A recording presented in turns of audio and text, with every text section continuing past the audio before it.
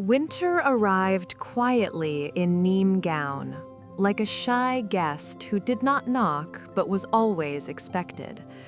Before the sun could stretch its golden arms across the fields, a pale mist wrapped the village in silence. The mud houses slept under thin layers of frost, their tiled roofs breathing out white smoke, as if the village itself was sighing in the cold. The rooster crowed, his voice cracking in the chilly air. From one house to another, doors creaked open.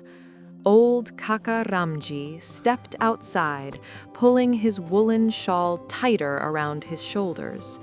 He rubbed his hands together and blew warm breath into them before walking toward the cowshed.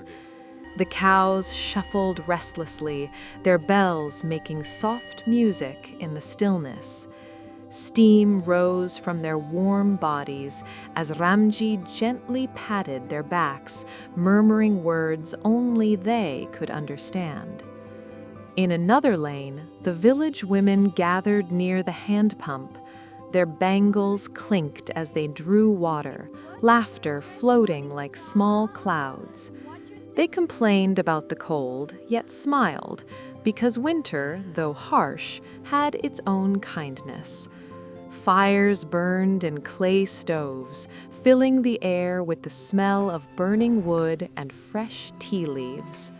Soon, the village began to wake fully.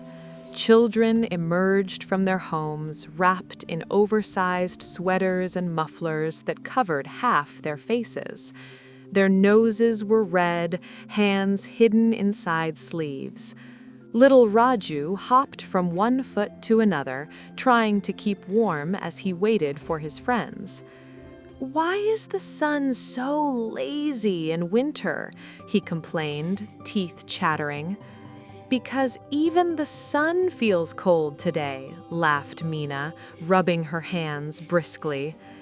They huddled around a small bonfire at the corner of the street, warming their palms.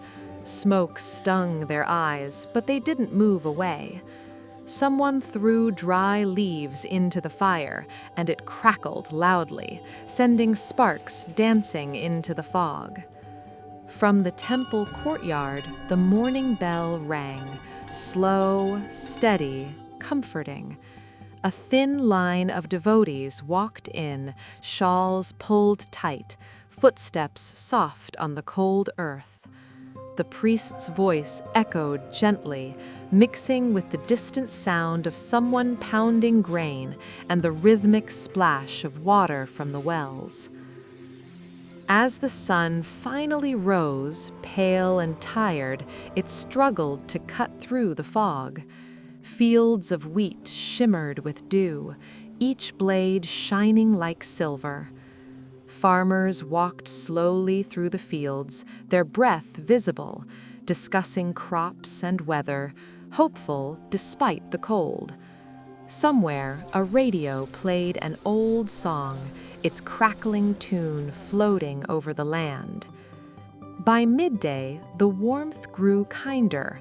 Women sat outside their homes, sunbathing while shelling peas and mustard greens. Children, freed from their blankets, played kabaddi in the dusty lane, their laughter echoing against mud walls. Even the village dogs stretched lazily, soaking in the sunlight. By noon, smoke rose again, this time carrying the rich aroma of fresh rotis, lentils, and homemade butter.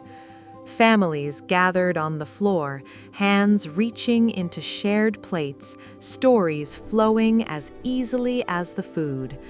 Outside, sparrows hopped close, bold in their hunger. As evening approached, cold returned quickly, like a reminder. Shadows grew longer, and the sky turned pink and purple. Fires were lit once more. Men returned from fields, women finished their chores, and children curled up beside their grandparents. Under the star-filled sky, Neem gowns slowed down. People sat near the fire, listening to old tales, sipping hot milk, watching flames flicker. The cold stayed outside, but inside every home was warmth, of togetherness, of routine, of simple joys. And as the village drifted to sleep, wrapped in winter's quiet embrace, it felt peaceful, safe, cozy, and complete, just the way it had been for generations. Goodbye, everyone. See you again soon.